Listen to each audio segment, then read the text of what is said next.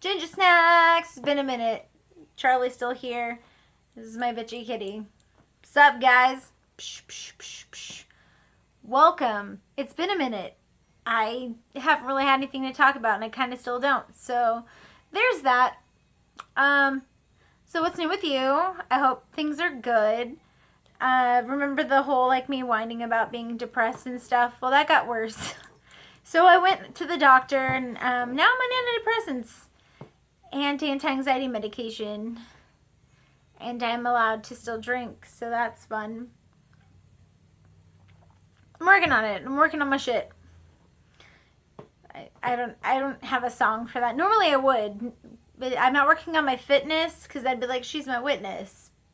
But I'm not, because the thought of going to the gym right now is kind of like, what particular level of torture am I willing to put up with right now? So I give Planet Fitness like $10 a month for me not to go.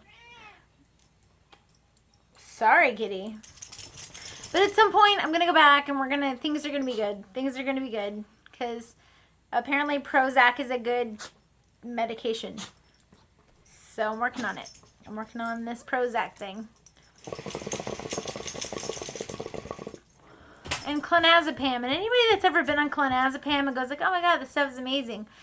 I miss Xanax. I wish that my doctor would give me Xanax. But apparently that is a bad drug for people like me. And she's probably right. No, so that's anyway, like, oh, what a fun note to start a video on. I'm so horribly depressed and my doctor gave me drugs. But I feel like kind of, at least at this point of the year, like this time of year, it's kind of important to acknowledge that there are people that are kind of not doing so well, you know. And I'm one of them. I'm one of those people not doing so well. I'm trying to do well, but I'm not. So there's that. I am now a law enforcement dispatcher. I have moved on up in the world to the wild world of talking to police officers all the time. And if, Matty Bush, if you watch this, you're my favorite. He is. He's actually funny and he makes me smile at work when some of them aren't very nice to me. I think it's because I sound like... Because I know that my voice is higher and I'm a very bubbly like personality. No matter how unhappy I am, I'm a bubbly personality. And I think they find it annoying, which I think is fair. I think that's a fair response to me, is to be annoyed. I did a dispatch once where another dispatcher got a message going, all that was left was go team. So there's that. There's that. I do miss EMS. I still think the EMS and fire is where it's at. Mostly because I feel like 100% of what you do as a dispatcher on that end is important. And I'm working on it. I'm working on loving law enforcement. And I feel bad for our officers because I didn't realize this. I did not realize when I was a lay person that they are going from call to call. So every time I've ever said, or anyone has ever said, there's never an officer around when you need them, well, that's because they're fucking busy, man. They're going from fucking call to call to call. They do not get to just chillax very often. At least so far in my career as a dispatcher, they don't really get to hang out. I may sometimes give them a minute before I put them on their next call, but they are going from call to call to call to call to call. And there are a lot of good officers out there. There's some cranky ones. I have not bonded with Southside yet, which is fun because I live on Southside, so I wanted them to like me, but I'm still working on that. I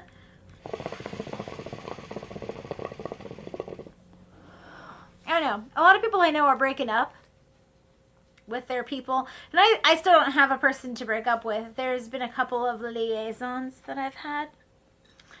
None of them have worked out. But that's fair. Yeah, that's my response to most things these days. Well, that's fair. That's fair. This is fair. That's fair that this is happening. I don't know. This is, one of my new Harry Potter shirts. I solemnly I swear. It's, the back says Mischief Managed, and on the inside of the shirt, because it's reversible, has the actual map, the Marauders map. It actually has it on there. I got this from my dear friend Jessie. Shout out. And she also bought me a bra, which everyone that I've told that story to has looked at me like, oh, it's kind of awkward. But no, actually, it's delightful and it's the most comfortable bra I own. So shout out to Jessie a couple times. She's really great. She's a good person. I met through Bryce. And if you guys remember Bryce, you know, he's good people. So his boyfriend's best friend is this Jessie wonderful person. And Jessabella, by the way, like, her parents were not playing around. They weren't like, oh, let's name her Jessica. No, they just a fucking Bella. Like, that's delightful. It does, though, make me think of Pokemon. And then, you know, that's a negative person in Pokemon. I kind of like the bad guys, but... Oh, and this glass is courtesy of Maddie Bluebaugh. You met Andy once. Maddie's his brother. Maddie's a good kid. He makes me feel like family, and I enjoy him. Oh, they're so far away. I was gonna show you some of the stuff I got for Christmas. My niece, Emma, is very artistically inclined, and she made me a goblet. Don't know why you need the show. It's like this, only with a longer this, where she herself painted on Harry Potter's head, put a lightning scar on it, and then it's striped where the this is. Like the scarf, like a Gryffindor scarf. It is actually phenomenal. Like, she did a great job. And she also drew me a picture of an owl and framed it, and I'm pretty sure the frame, she arted all over the frame too. She does a really great job. Like, I'm kind of jealous. I wish I could draw like her. She drew my mom a picture of a fairy, and it was beautiful. Like, this kid, that sounds insulting. She's going to be 16. And by the way, what I think is funny about her is that her and I have so much in common that it's kind of creepy. Like, we can talk about dudes and go like, yeah, that guy's totally hot. And she's like, oh my God, I so agree. And I'm like, you were born when I was 16. The fact that I find the same guys attractive as you, maybe it's awkward. Maybe, I don't know. I got to see them for the first time in a while, like my whole like nieces and nephew thing, and I don't get to see them very often, and my nephew gave me a hug, and then I started crying. Merry Christmas. I thought they hated me. I don't get to see them much. My sister and I have a complicated relationship, and it is what it is, but it's painful to know that you live in the same city as somebody and you're still like the shitty aunt.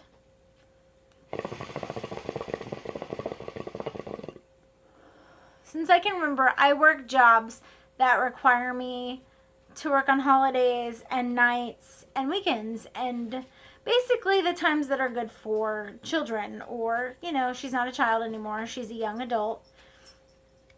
And I love all four of my sister's children, but they don't get to see me, and they don't know me, especially the youngest one. She probably has no idea who I am. She sees me and she was like, oh, person, but she probably has no clue who I am.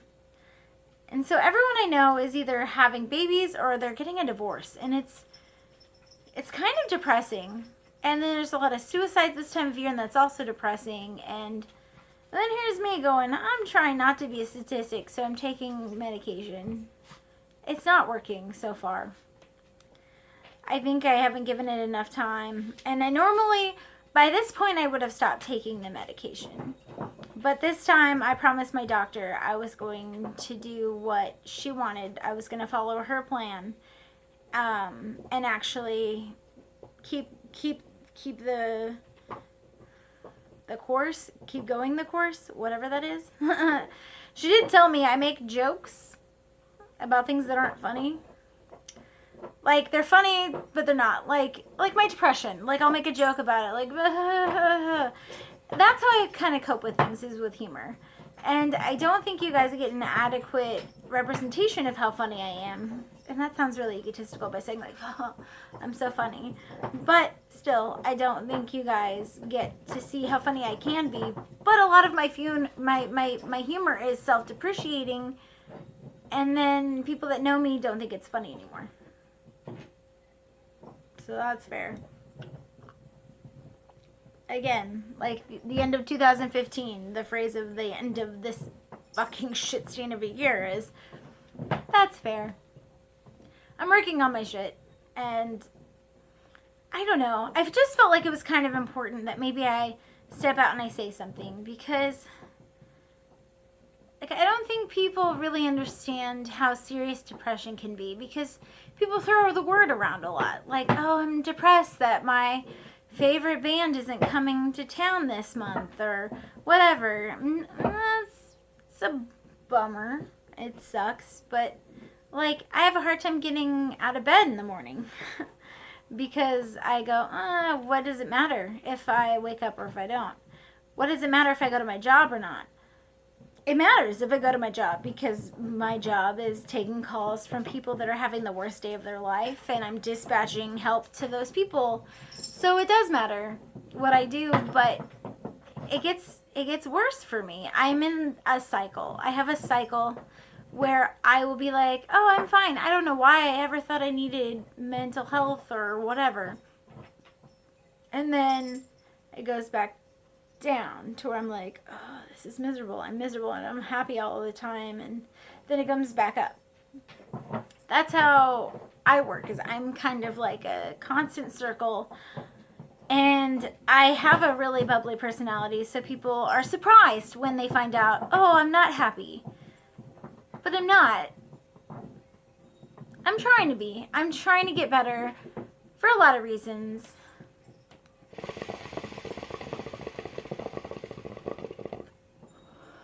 I don't want my mom to have to bury her baby because I did something stupid. And I don't want to be a statistic. And I don't want to be,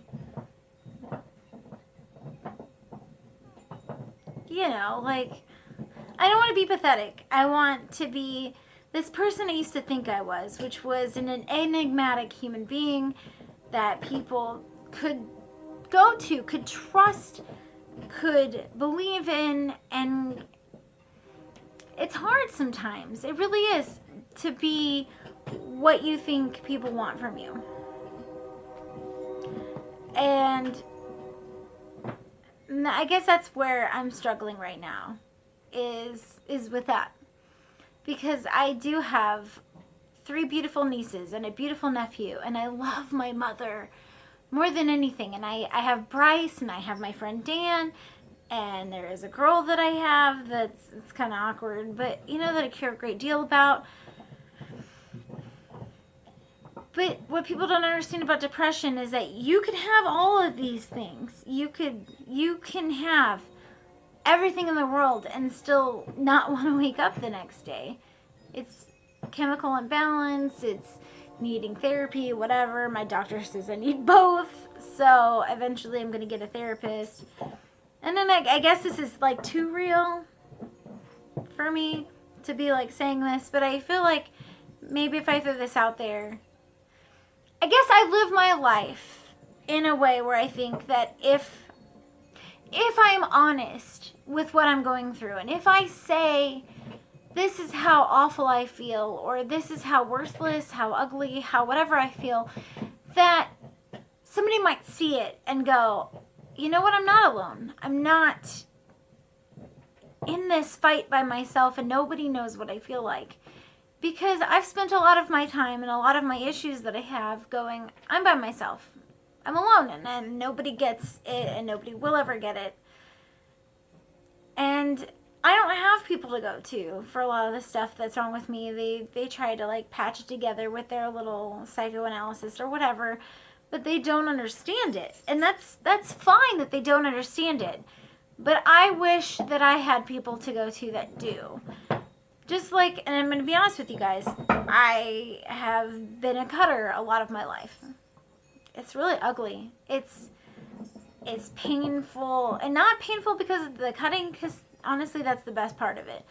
But the psychological destruction of it is so astronomical, and people don't always have somebody to go to. So I guess this is not a funny haha episode, and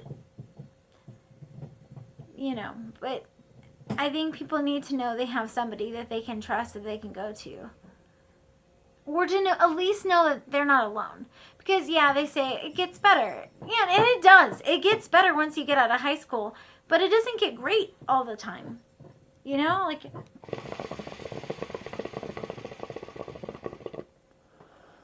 I've been told my bisexuality is a grasp for attention.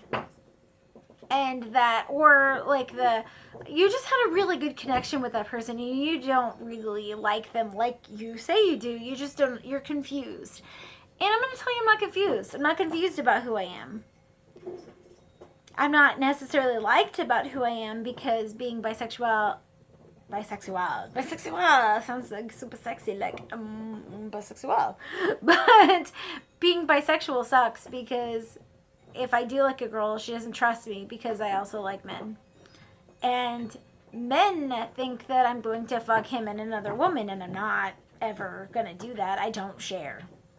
I am a jealous bitch sometimes. I'm possessive, and if things are mine, they're mine. So there's a lot of shit that I go through on a regular basis just to be myself and to be here and be present. And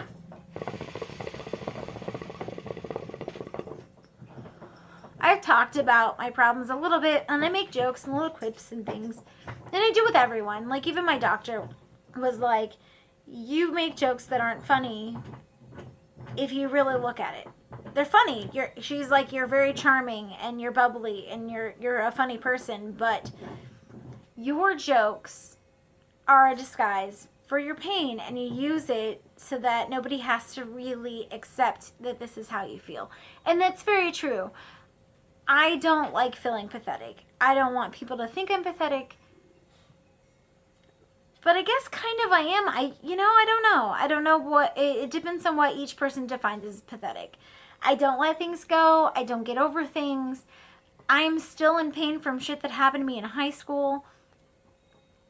I am still in pain from every guy that lied to me and said he felt something for me and he didn't. And even guys in their 40s will do that. That's what's really fun. Guys in their 40s will just do what they want to get what they want from you. And women aren't any better. Like, it's not a man versus woman thing where one's better than the other. No. We're all flawed. We're all fucked up, and we all suck. We do all suck.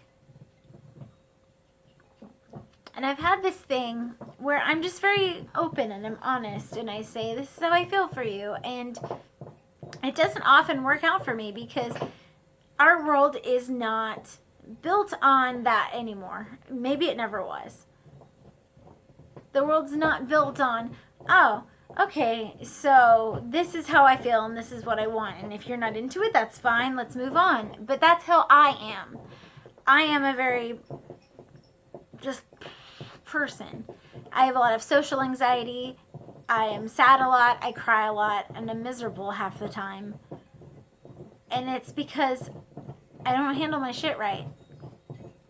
And so I'm trying to get better. And if anybody that sees this and sees me and thinks she's trying and I want to try too, then I'm happy for it. So that's, I guess, the point of my rant, or if this can be called a rant, my video. It's 20 minutes long and I've rambled through part of it, but I'm not okay. But it's okay to not be okay. And if you're not okay, it's okay for you not to be okay. It's not okay to sit in not okay town and just accept it, that that's how that's going to be. But we need to get through this life together. we as a human race need to learn to work together and to take care of each other and to value each other more than things. And I don't know that I believe that's going to happen. But if anybody feels the need to message me or anything, want somebody to talk to, I may not be the fucking ray of sunshine that everyone wants me to be, but I want people to know that it's okay that you're not happy and that you're not okay. Because not everybody has their shit together. Not everybody in their 30s is married with children or even has a boyfriend or girlfriend or whatever. Things will work out how they're going to. And we just have to go for the ride, and we have to decide to continue to ride. And that's what I'm trying to do, is continue to ride. Because losing Robin Williams, as anybody that watched that video, it was life-altering for me. Because if somebody so funny and so loved can take his own life, then what makes me any better? What makes any of us any better?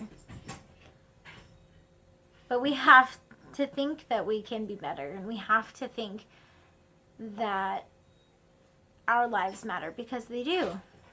We may be specks in this little tiny world, but we matter, each and every one of us, to somebody. And it may be something you don't even know. I don't know. So I wanted to stop in and say that I'm still here. And I'm glad you are too. If you're watching this, you're winning something.